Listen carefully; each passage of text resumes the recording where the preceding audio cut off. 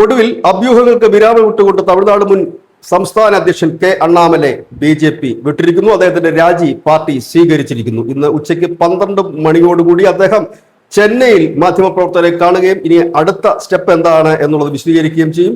ഒരുപക്ഷെ BJPയുടെ ചരിത്രത്തിൽ ആദ്യമായിട്ടായിരിക്കാം അവിടെ നിന്ന് ഒരു പ്രമുഖ നേതാവ് പോകുമ്പോൾ ഇത്രയേറെ ചർച്ചകളും മറ്റും നടന്നത്. അദ്ദേഹം പറഞ്ഞിരുന്നൊരു കാര്യം, അണ്ണാമല പറഞ്ഞിരുന്നൊരു കാര്യം, താൻ ഈ പാർട്ടി വിട്ടു പോകുമ്പോൾ അത് സൗഹാർദ്ദപരമായിരിക്കണമെന്ന് തനിക്ക് ആഗ്രഹമുണ്ടായിരുന്നു.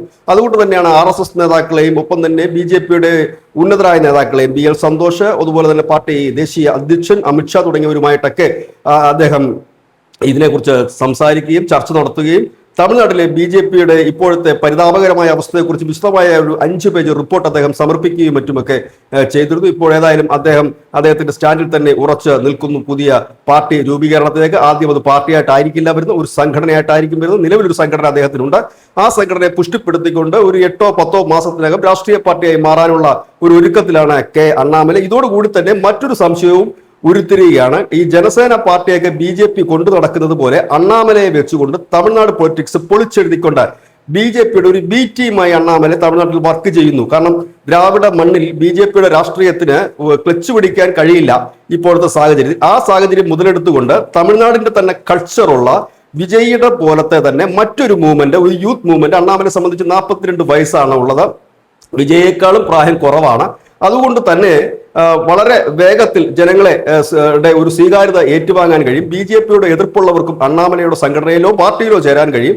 മറ്റു രാഷ്ട്രീയ പാർട്ടിയിലുള്ളവർക്കും പ്രത്യേകിച്ച് BJPയുടെ എതിർപ്പുള്ളവർക്കും ഇതിൽ ചേരാൻ കഴിയും. അങ്ങനെ എല്ലാവരെയും സമന്വയിപ്പിച്ചുകൊണ്ട് മുൻപോട്ട് പോവുക, തമിഴ്നാടിന്റെ അധികാരം പിടിക്കുന്ന തരത്തിലേക്ക് നീങ്ങുക. അങ്ങനെയെങ്കിൽ ഈ അണ്ണാമല രൂപീകരിക്കുന്ന പാർട്ടിക്ക് അതൊരു വലിയ പിന്തുണ തന്നെ തമിഴ്നാട്ടിൽ നിന്ന് കിട്ടാൻ സാധ്യതയുണ്ട്. കാരണം ഇപ്പോൾ നിലവിൽ AIDMK ഒക്കെ തകർന്ന് തരിപ്പണമായി നിൽക്കുന്നു. DMKയും ഏതാണ്ട് സമാനമായ സാഹചര്യത്തിലാണ്. ഒപ്പം തന്നെ ഈ വിജയ്ക്ക് അപ്പുറത്തേക്ക് കാര്യങ്ങൾ അവതരിപ്പിക്കാനും മുൻപോട്ട് കൊണ്ടുവരുവാനും ഒരു പുതിയ പ്രസ്ഥാനം ആവശ്യമുണ്ട്. ഇവിടെ അണ്ണാമലയുടെ പ്രസക്തി എന്തുകൊണ്ടെന്ന് ചോദിച്ചാൽ, വിജയെ സംബന്ധിച്ച് ഒരു താരാരാധനയാണെങ്കിൽ അണ്ണാമലയെ സംബന്ധിച്ച് റിയൽ ലൈഫിൽ ഇടപെടുന്ന ഒരു നേതാവ് എന്ന നിലയിലേക്കാണ് കാര്യങ്ങൾ പോകുന്നത്. ഏതായാലും അണ്ണാമലെ കോയമ്പത്തൂരിൽ നിന്ന് തന്റെ സംഘടനയുടെ ബാനറിൽ ഒരു പദയാത്ര, 200 ദിവസം നീണ്ടു നിൽക്കുന്ന ഒരു പദയാത്ര ഇപ്പോൾ അണിയറയിൽ അതിന്റെ ഒരുക്കങ്ങൾ നടന്നുകൊണ്ടിരിക്കുന്നതായിട്ടാണ് പുറത്തു വരുന്നത് വിവരം. ഏതായാലും ഇത് BJPയുടെ B ടീമാണോ അതോ അണ്ണാമലെ രൂപം കൊടുക്കുന്ന പുതിയ എല്ലാത്തിൽ നിന്നും വ്യത്യസ്തമായ ഒരു രാഷ്ട്രീയ പാർട്ടിയാണോ എന്നൊക്കെ അറിയാൻ കാത്തിരിക്കേണ്ടി വരും. News desk news India Malayalam.